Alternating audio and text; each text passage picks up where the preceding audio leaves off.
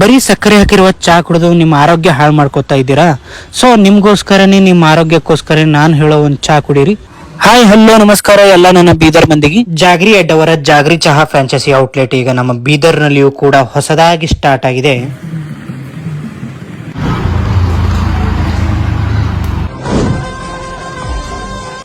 ಈ ಜಾಗ್ರಿ ಅಡ್ಡದಲ್ಲಿ ಬರೀ ಚಾಯ್ ಅಷ್ಟೇ ಅಲ್ಲ, jaggery hot coffee, cold coffee ಸಿಗುತ್ತೆ, ಜಾಗ್ರಿ ಕಾರ್ಡಮಮ್ ಟೀ ಸಿಗುತ್ತೆ, jaggery ginger tea, lemon tea, ಎಲ್ಲಾ ಟೈಪ್ ಆಫ್ ಟೀ ಇಲ್ಲಿ ಸಿಗುತ್ತೆ.